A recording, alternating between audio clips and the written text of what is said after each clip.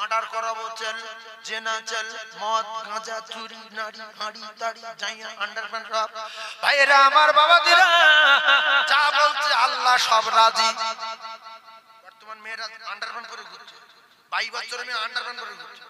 কলকাতা দিকে আমি অবাক হই, যেটা কি এর বাপের এত টাকা ফ্ল্যাট ভাড়া করে ঘুরছে, এসি গাড়ি নিয়ে ঘুরছে, কাপড় আর হাতখানি বাড়াতে পারলো না, কিন্তু শোনা যাচ্ছে ওটাই স্টাইল।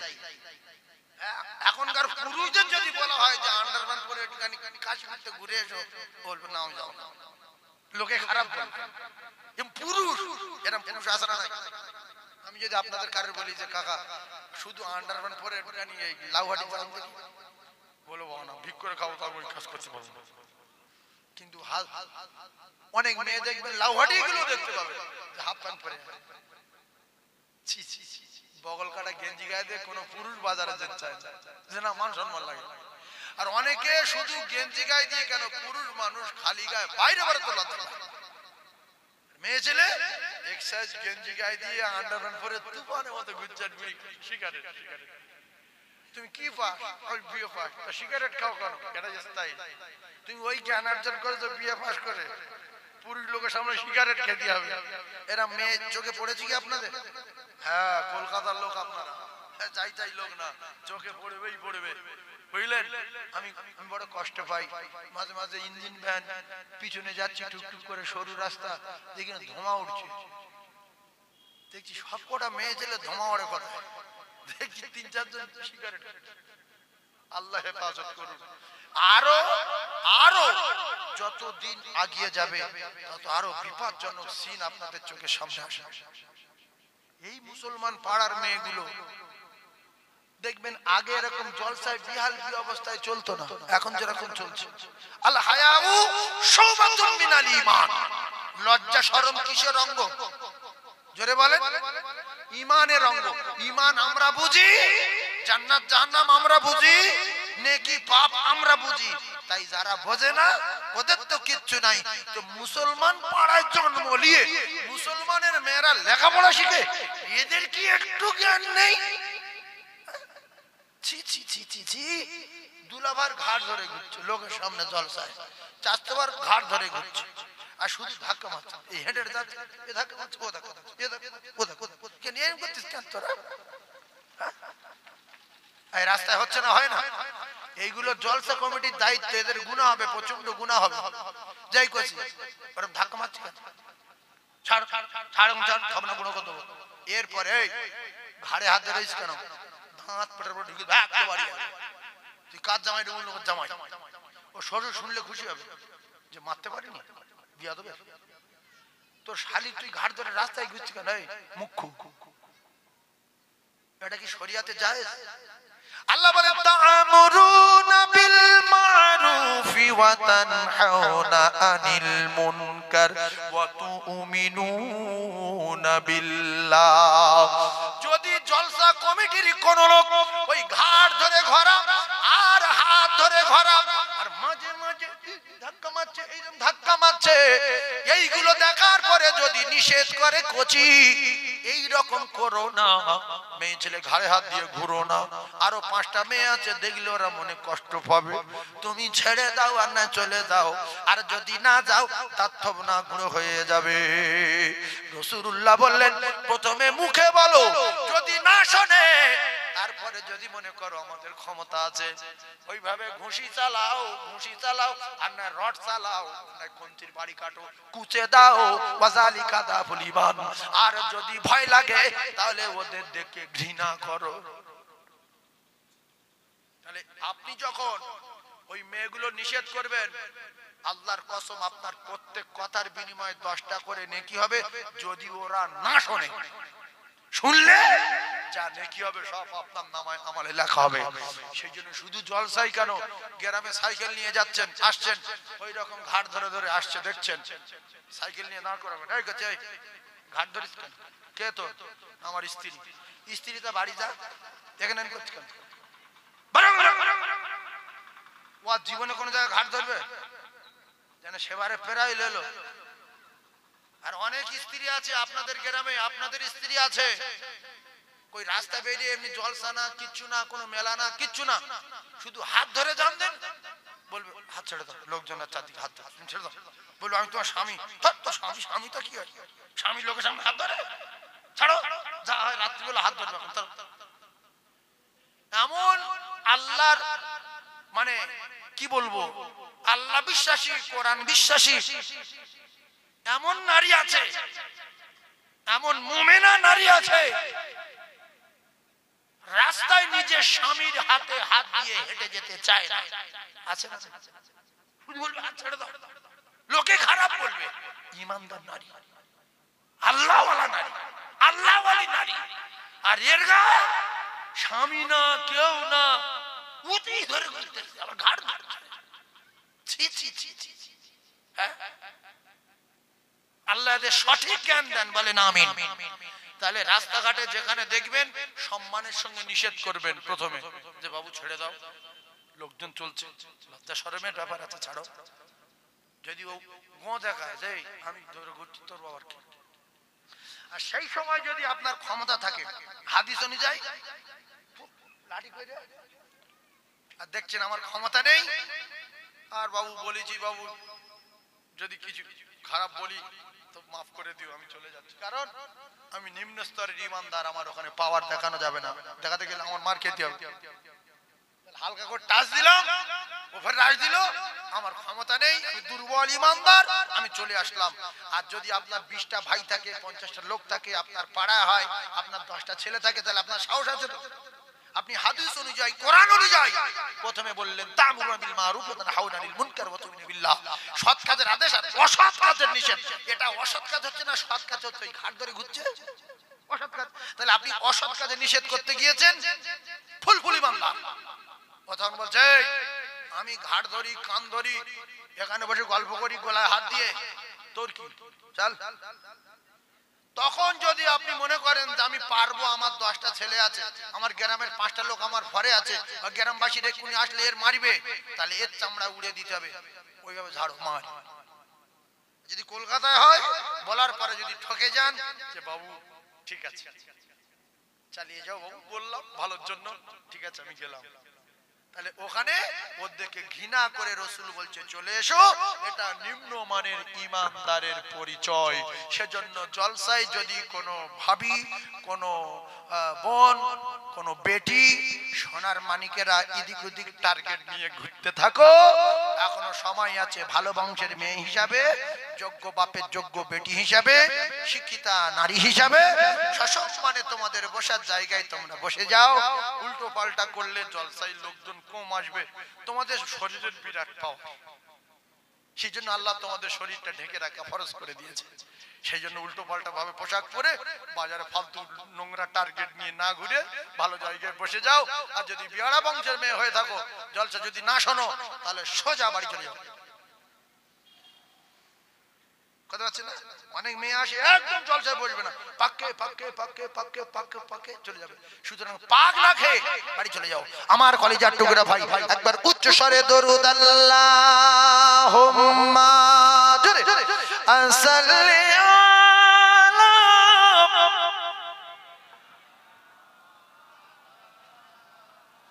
ওয়া আলা আলি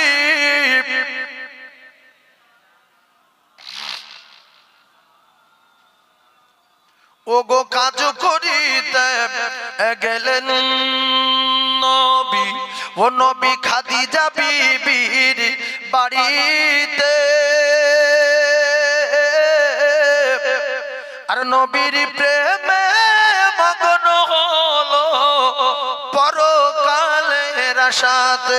ওরে লাইলির প্রেমে মজনু পাগল, ওরে লাইলির প্রেমে মজনু পাগল, আর ইউসুফ প্রেমে জুলাইখা, আর নবীর প্রেমে বেলাল পাগল, আরো পাগল খাদিজা। জোরে জোরে লা ইলাহা, খুব জোরে লা ইলাহা,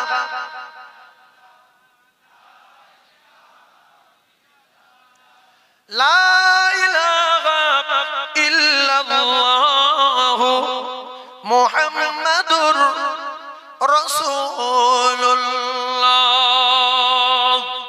সাল্লাল্লাহু আলাইহি ওয়াসাল্লাম। আচ্ছা, আমি কোন কথা বলতে গিয়ে সেখান থেকে এদিকে টান মারলাম, একজন বলতে পারবে? মিডিয়া সহ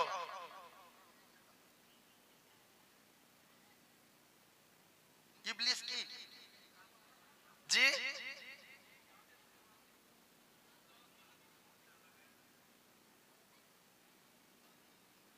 মুসা আলাইহিস সালাতু ওয়াস সালামের কথা তো বলছিলাম, শরীর থেকে ধমা উঠছে, ও তো অনেক আগে বলেছে, আগে হয়ে যায়নি, কিন্তু এই মেসালটা দিলাম কোত্থেকে যদি একজন বলেন আমি কিন্তু বিরাট খুশি হব। এই মিডিয়ারা বলতে পারবে? ওরা অন্য টার্গেট।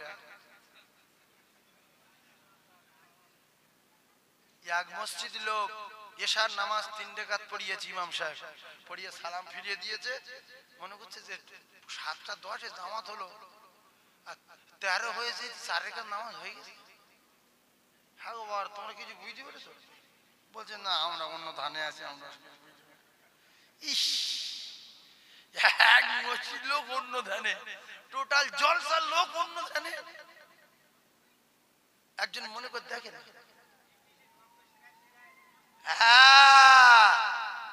এই হলো বাপের বেটা। বলছিল আমি শিরায় শিরায় চলবো, আমি জেনা করাবো, ব্যভিচারী করাবো, আমি উমুক করাবো, তুমুক করাবো। আল্লাহ বলে সব পাস, শুধু জান্নাতটা বাদে। কি বাদে? জান্নাতটা বাদে।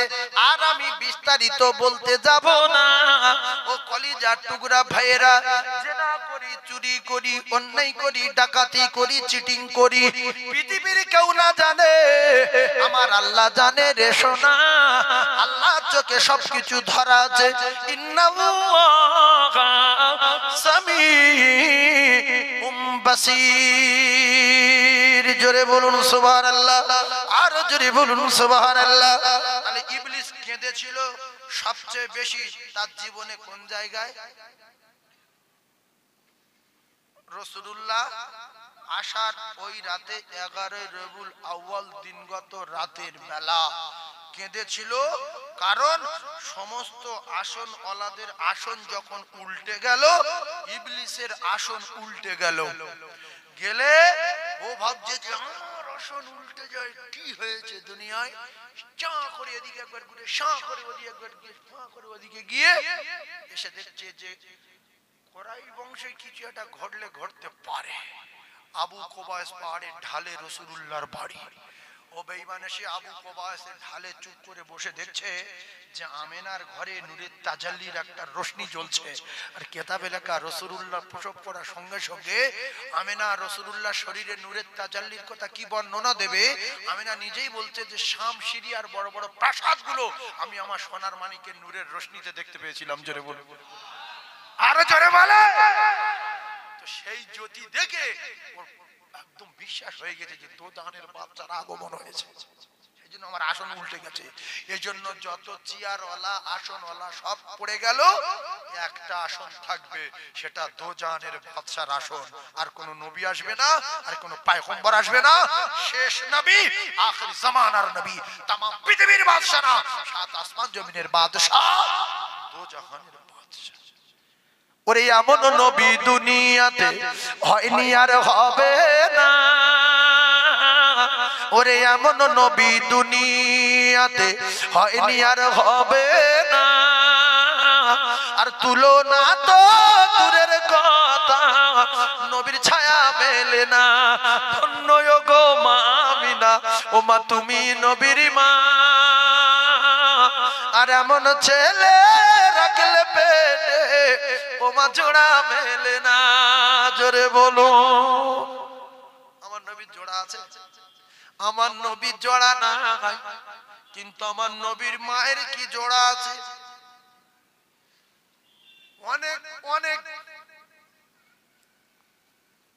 শিক্ষক বলে, মুফতি মাওলানা মুহাদ্দিস গণেরা বলে যে আমার সঙ্গে লাগার আগে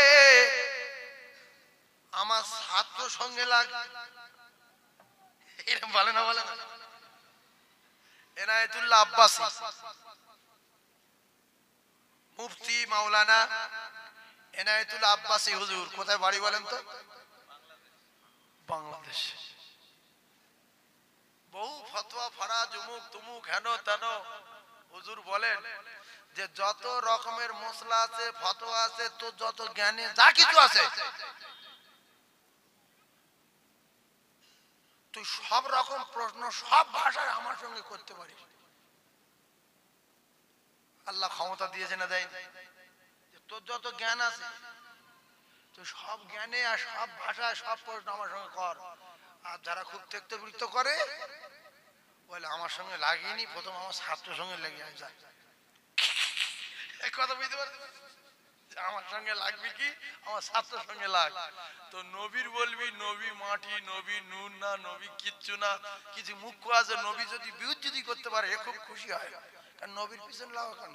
গালতে গুয়োটা না বলে এই নবীর পিছনে লাগা ঠিক কি? কেন এত পারবি তুই কেন? তুই দোয়া কোনো জানি না, কোনো সুরো সই পড়তে পারি না, তুই নবীর সঙ্গে লাগি তো জ্ঞান। তো নবী তো আলাদা, কিন্তু নবীর মাও সাধারণ মেয়েদের মতো না, আলাদা। জোরে বলে নবীর দেখবি কি নবীর মা দেখ। আমেনা বলে আমি রাস্তা দিয়ে হেঁটে হেঁটে গেলে আমি আমেনা যখন রাস্তা দিয়ে হেঁটে হেঁটে যাই মক্কার মেয়েরা আমার জিজ্ঞাসা করে ও আমেনা আমেনা তোমার তো খাওয়া হয় না, তোমার তো স্বামী নাই, কিন্তু বাহাদুরি তো বিরাট, পেটে ভাত নাই, ভালো কাপড় নাই, এত দামি আতর কোথায় পাও? রাসূলুল্লাহ দুনিয়া আসার সঙ্গে সঙ্গে বিরাট রেগে গিয়েছিল কে? রেগে পাগল হয়ে মাথা খারাপ, বিরাট চিল্লাচ্ছে আর কাঁদছে। কে বলেন তো? আবু জেহেল কিছু জানে, ও কাঁদে মুখ্যু, ও তো জানোয়ারের থেকে খারাপ, ও কিছু কাঁদে। কেঁদেছিল ইবলিস। কেঁদেছিল কে? ইবলিস। ইবলিস কিন্তু আবু জেহেলের চেয়ে বেশি জ্ঞান রাখে নাকি বলেন ভাই? ইবলিস আবু জেহেলের চেয়ে বেশি জ্ঞানী না?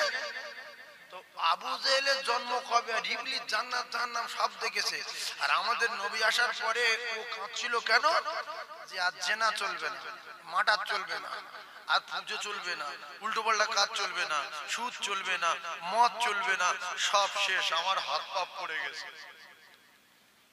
তার মানে যেদিন রাসূলুল্লাহ আসলেন 11 রবিউল আউয়াল দিনগত রাতে, সকাল হয়েছিল 12 রবিউল আউয়াল, সকাল হয়েছিল 12 রবিউল, 11 রবিউল আউয়াল দিনগত রাতে সাফা মারওয়া পাহাড় একবার উঁচু হচ্ছে একবার নিচু হচ্ছে, দুনিয়া যেন কিরকম একটা হচ্ছে। আর এদিকে আল্লাহর কাবা একদিকে হেলে যাচ্ছে আর একদিকে হেলে যাচ্ছে। আবু তালিব অবাক যে এইরকম হচ্ছে কেন? আর মা আমেনা দেখছে যে আসমান থেকে একটা নূরের তাজাল্লি আমার ঘরে পড়ছে। অন্ধকার রাত, আল্লাহ পাকের নূরের তাজাল্লি মা আমেনার ঘরে। জোরে বলুন সুবহানাল্লাহ।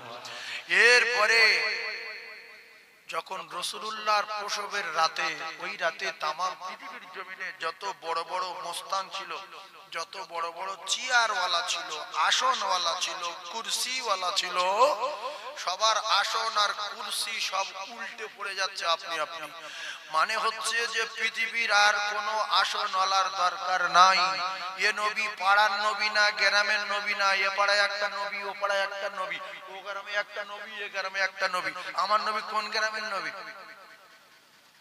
জি আলহামদুলিল্লাহ, বাবাজি বলছে যে তার তামাম পৃথিবীর নবী। আর তখন নবী পাঠা তো এই গ্রামে একটা দরকার আছে, এই গ্রামে একটা নবী, এই পাড়ে একটা নবী, ওই পাড়ে একটা নবী, এক জায়গায় দাঁড়িয়ে দাঁড়িয়ে দুজন নবী। মুসা নবী বলছে আল্লাহ যে আপনি আমার নবী করেছেন, ঠিক আছে, কিন্তু ফেরাউনের কাছে যেতে বলছেন এই গন্ডগোল আছে, আমার অসুবিধা, আমি যাব না। ফেরাউনের কাছে গেলে কি করবে? জবাই করবে। কার জবাই করবে? মুসা নবী জবাই করবে, কারণ ওখান থেকে মার্ডার করে চলে এসেছিল নবুয়ত পাওয়ার আগে। কথা বুঝে আসে? ফেরাউন সেখান থেকে খুঁজছে, মুসা যেখানে পাবো সেখানে কতল, যেখানে পাবো সেখানে শিরচ্ছেদ করা হবে।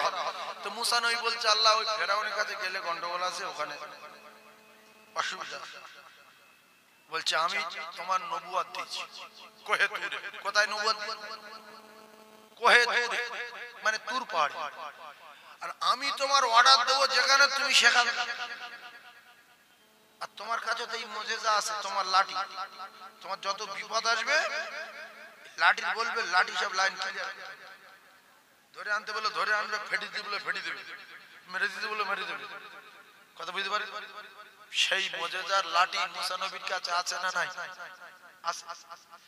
মুসা আলাইহিস সালাম বারবার করে বলছেন আল্লাহ ওখানে একটু ডিস্টার্ব আছে, আমি একা কি করে যাব, আমি কি করে যাব? তাহলে আপনি একটা কাজ করুন, আমার ভাইকে আমার সঙ্গে পাঠিয়ে দেন। কার পাঠিয়ে দিতে বলতে? ভাইকে। ভাইকে পাঠিয়ে দেন। আল্লাহ বলে পয়গম্বর এটা ভাইয়ের কাজ নাই, নবীর কাজ। এ কাজগুলো নবীদের কাজ, ভাই পাঠানো যাবে না, নবীদের যেতে হবে। তখন মুসা নবী আল্লাহকে বোঝাচ্ছে আল্লাহ আমার ভাইয়ের গায়ে বিরাট ক্ষমতা, ওর বিরাট বুদ্ধি, ওর ব্রেন ভালো। আচ্ছা আল্লাহ কি সব জানে না? জানে না যে কার মাথায় কত বুদ্ধি আছে? তো আল্লাহ বলছে মুসা শেষ কথাটা বলো। বলছে আল্লাহ নবী ছাড়া যদি এ কাজ করা না যায়, আপনি তো সব পারেন, তাহলে আমার ভাইকে নবী করে দেন, দুই ভাই একসঙ্গে যাই। সুবহানাল্লাহ বলেন। আল্লাহ বলছে বারবার একই কথা বলছে।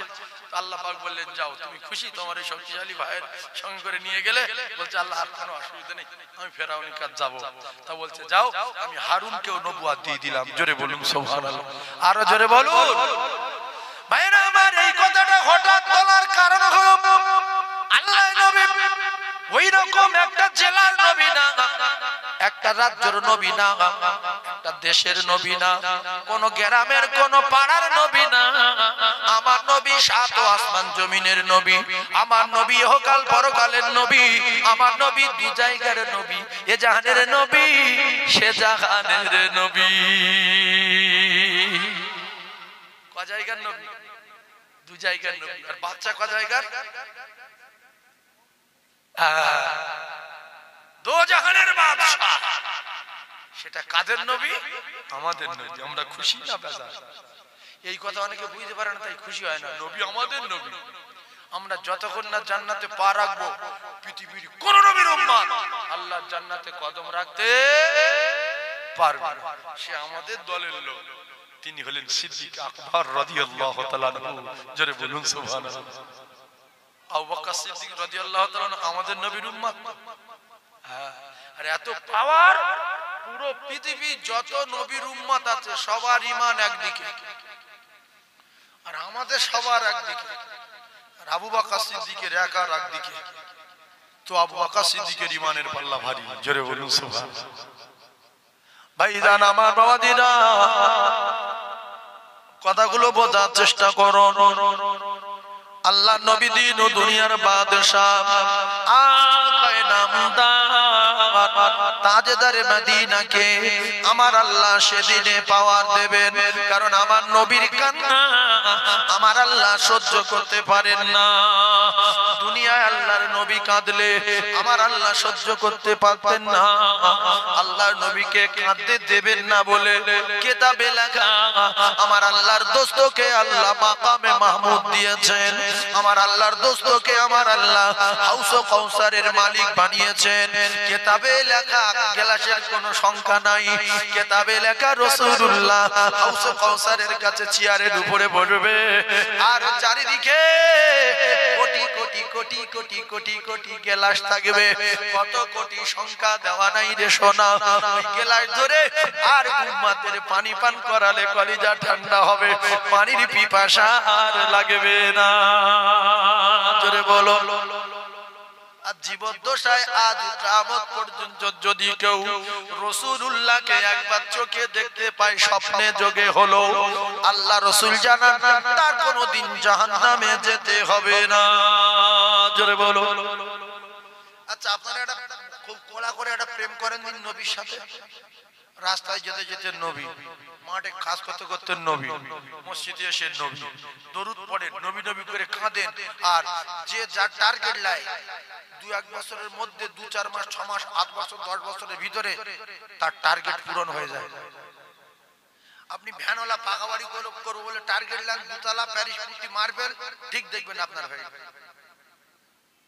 হজে যাবেন বলে টার্গেট লান, দেখবেন হয়ে গেছে। কি করে? হঠাৎ কোনো একজন লোক বলছে এই তুই ভ্যান চালাস, 5 ওয়াক্ত নামাজ পড়িস, পাসপোর্ট আছে? বলছে না ভাই, পাসপোর্ট কোথায় পাবো? বলছে পাসপোর্ট কর, আমি তোর হজের খরচ দেব। মানুষের মাথা ঘুরিয়ে দেয় কে? আল্লাহ দেয় না? তো টার্গেট লান, নবীর মেম্বারে বলছি টার্গেট লান আজ থেকে যে আল্লাহ আপনার দোস্ত আর আমার নবী, আমি নবীর আমলে জন্ম নেইনি, নবীর দেশেও আসতে পারিনি, নবীর দেশে যেতে পারিনি, না মক্কায় যেতে পেরেছি না মদিনায় যেতে পেরেছি। আপনার কাছে একটা দাবি, আপনি তো আমার মা বাপের চেয়ে অনেক বেশি ভালোবাসেন, কথা সত্য না মিথ্যা? আল্লাহ পাক আমাদের এত ভালোবাসে, আমার মা আর বাপের চেয়ে আমার আল্লাহ কোটি কোটি কত কোটি গুণ, ওই বলে 70 গুণ মিথ্যা কথা। আল্লাহ কি 70-এর উপরে 72 ভালোবাসতে পারে না? পারে না। 70 কেন, কত 70 ভাষায় বলে বোঝানো যাবে না তার বান্দার ভালোবাসা। তার একটা প্রমাণ নেন। আপনি যদি আপনার ছেলেকে ভীষণ ভালোবাসেন বলেন, কিন্তু আপনার ছেলে যেদিন জেনা করে ধরা পড়লো, নেড়া করলো, মারলো, গ্রামে টিন বেঁধে ঘোরালো, এরপরে ফের আপনি মেনে নিলেন, আর তার 1 সপ্তাহ পরে ফের ইঞ্জিন ভ্যান চুরি করে সেও ধরো লোক মেরে হাত পা পুষে দিয়েছে, তাও আপনি মেনে নিয়েছেন। ফের তারপরে একটা মোটামুটি বিশাল একটা গন্ডগোল করেছে, পুকুরে মাছ চুরি করতে গিয়ে ধরা পড়েছে। এরকম 4-5টা কাজ করার পরে আপনি বললেন থানায় গিয়ে যে আমার ছেলে না, ওর আমি চিনি না, ও আমার কেউ না, ত্যায্য পুত্র করে দিলাম। আল্লাহ বলছে দীঘায় জাগাবার গেছে কি করেছে আমি জানি, বকখালি কি করেছে আমি জানি, ইকোপার নিকোপার ভিক্টোরিয়ার খবর আমি জানি, এরপরে তোর গ্রামে কোথায় কি করেছে আমি জানি, সিনেমার হলে কি করেছে আমি জানি, মাঠের মাঝখানে কি করেছে আমি জানি। আর তোর চেয়ে আমার ক্ষমতা বেশি। তোর ছেলের মারার জন্য আমি যদি বলি মরে যা, মরে যাবে, আর যদি বলি ধরে যা, ধরে যাবে, আর যদি বলি বোবা হয়ে যা, বোবা হয়ে যাবে। তবুও সব সহ্য করে বাঁচিয়ে রেখেছি। ও ভুল করে, ও ঠিক একদিন সোজা হয়ে যাবে, আজ নয় কাল আমার কাছে ঘুরে আসবে, ও একদিন আমার বাড়ি আসবে, এসে আমার কাছে ক্ষমা চাইবে। এজন্য আল্লাহ আমাদের বাঁচিয়ে রেখেছে। বাপের কাছে 5টা অন্যায় করার পরে ওর চিনি না, ওর মানি না, ওর মাথা কাটবো, ভাত দেবো না, জমি দেবো না, ত্যায্য পুত্র। আর আল্লাহ বলছে আমার কাছে কোটি কোটি অন্যায় সব ধরা আছে, কারণ আমি তো সামিউম বাসীর। আল্লাহ যে যেখানে যা গল্প করে শুনতে পায় না, পায় না, যে যেখানে যা অন্যায় করে আল্লাহ দেখতে পায় না, পায় না। তাহলে আল্লাহ কত সহ্য করছে আপনারা শুধু ভাবেন। 30 বছর ধরে নামাজ পড়েনি, আল্লাহ মেরে দেয়নি, ও একদিন ঘুরে আসবে। ও ভুল করছে, মদ খাচ্ছে, আল্লাহ দেখছে, প্রকাশ্য জেনা করছে, আল্লাহ দেখছে, তবু আল্লাহ কিচ্ছু বলে, নিজের পঙ্গু করে দিই বা চোখ দুটো শেষ করে দিই। আমরাও সব মুছে দিতাম, আমাদের যে রাগ, হ্যাঁ চোখ তুলে 30 বার জেনা করে, জেনা কিছু দেখতে না পায়। আর আল্লাহ বলছে 300 জেনা আমার চোখে ধরা, 300, তো কিচ্ছু বলিনি। যদি ওই করছে, ও যদি আল্লাহ বলে না কেন বলেন? আল্লাহর সঙ্গে একজন চ্যালেঞ্জ দিয়েছিল, তার নাম ইবলিস। চ্যালেঞ্জ দিয়েছে কে? এইজন্য বলে না কেন, বলে না কলিজা টুকরা ভাইরা আমার, ওয়াইদ ক্বালা রাব্বুকা লিল মালাইকাতি ইসজুদু লিআদামা ফাসাজাদু ইল্লা ইবলিস আবা ওয়াস্তাগবারা ওয়া কানা মিনাল কাফিরিন। ভালো করে বোঝার চেষ্টা করুন। আল্লাহ পাক যখন সমস্ত মালায়েকাদের বললেন, ও মালায়েকা ফেরেশতারা, আমি আল্লাহ পাক তোমাদেরকে জানিয়ে দিলাম, আমি এই মাটির আদমকে সৃষ্টি করলাম, তৈরি করলাম, তোমরা আদমকে সিজদা করবে, যদি না করো কিন্তু কঠিন ফেসাদে পড়ে যাবে, গজবে পড়ে যাবে, আমার লানতে পড়ে যাবে। যে সিজদা না করবে তার 12টা বাজিয়ে দেওয়া হবে। ফেরেশতারা সবাই সিজদা দিল, আল্লাহর কথা মতো এক যারা পরিমাণ খেলাপ করলো না। সিজদা দেওয়ার পরে ফেরেশতারা সিজদা থেকে মাথা তুলে নিচের দিকে তাকিয়ে দেখছে কেউ কি দাঁড়িয়ে আছে সিজদা করেনি, তার উপরে তো আল্লাহ লানত পড়বে।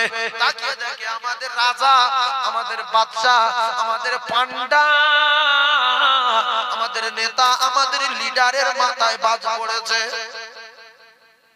ও আগে ফেরেশতাদের লিডার ছিল, তার মাথায় বাজটা কি কায়দায়? ওরা তাকিয়ে দেখলো পোশাক খুলে গেছে, শরীর থেকে ধোঁয়া উঠতে শুরু হয়ে গেছে, ওর কপালে আগুন লেগেছে। এই আল্লাহ পাকের ভয়ে ভীত সন্ত্রস্ত হয়ে গজব থেকে বেঁচে গেছে ফেরেশতারা। বেঁচে গেছে কারা? ফেরেশতারা। এই বেঁচে গিয়ে কি কি করবে? আল্লাহকে একটু টিফিন করাবে, না আল্লাহর নামে 1 বিঘা জমি লিখে দেবে, না আল্লাহ জামা কাপড় দিয়ে বিদায় করবে। ফেরেশতারা জানে আল্লাহকে কিছু দিয়ে খুশি করা যায় না। আল্লাহকে খুশি করতে গেলে আরো একটা সেজদা দিলে আমার আল্লাহ আরো খুশি হয়ে যাবে। আল্লাহকে যারা যত সেজদা দেয় আল্লাহ পাক তাদের উপরে তত খুশিতে ভাগে ভাগ হয়ে যায়। সেজন্য ফেরেশতারা আরো একটা সেজদা দিয়েছিলেন। জোরে বলো আল্লাহ বলুন এই কাফের বড় বড় কাফের। কার বলছে? তা বলছে আল্লাহ এতদিন ধরে আপনার কাজ করছি, কোন আসমান নেই যে সেখানে আমি সেজদা দেইনি, আমি ফিরে চলে যাব, ফিরি আমার কিচ্ছু দেবেন না। আচ্ছা কেউ কার কাজ করলে দুটো একটা মালিক আছে ফাঁকি দেয় যে তুই গুনাহ করেছিস, তুই অন্যায় করেছিস, সেজন্য তোর টাকা পয়সা দেব না, এগুলো ঠিক না। ও গুনাহ করেছে তার শাস্তি হয়েছে, কাজ করেছে টাকাটা দাও। কথা বুঝতে পারি তো? আল্লাহ বললে হ্যাঁ তুই অন্যায় করেছিস, তোর উপরে লানত দিয়েছি, তুই কাফের হয়ে গেছিস, তা তুই যে কাজ করেছিস কাজের বিনিময়ে তোর তো দিতে হবে। তুই যেটা নিবি তুই নিজে মুখ দিয়ে খুশি হয়েছে, আমার কাছে কোনোটা না নেই, কোনোটা না নেই, কোনোটা না নেই, শুধু জান্নাতটা বাদে। কি বাদে? জান্নাতটা বাদে। কিয়ামত পর্যন্ত বাঁচতে চাই, সব পাওয়ার পেয়ে গেছে। যতদিন আদমের বেটা বেঁচে থাকবে ততদিন যেন না মরি, একজন যতদিন বেঁচে থাকবে ততদিন যেন না মরি, দুনিয়া যতদিন লয় হয়ে না যাচ্ছে আমি যেন ততদিন না মরি। যাদের জন্য আমি কাফের হয়ে গেছি এদের জাহান্নামের টিকিট ধরাবো, আর কবরে আমার সাগরেদের নিয়ে ঢোল ঢাল পিটিয়ে কবরে পৌঁছে দেব। আল্লাহ এরা জান্নাতে যায় কি করে আমি দেখব। চ্যালেঞ্জ দিল আল্লাহর সঙ্গে, বলে তুই বল আরো কি করবি বল। বলছে এদের রক্ত রক্তে চলবো, শিরায় শিরায় চলবো, সেকেন্ডের ভিতরে মুহূর্তের ভিতরে আউয়ালু আখিরু ইলা আখিরিহি আউয়ালুহু ইলা আখিরিহি পাক খাবো। বলছে তোর ক্ষমতা আমি পরিষ্কার দিয়ে দিলাম, তুই যেটা বলবি সেটাই রাজি, শুধু জান্নাতটা বাদে।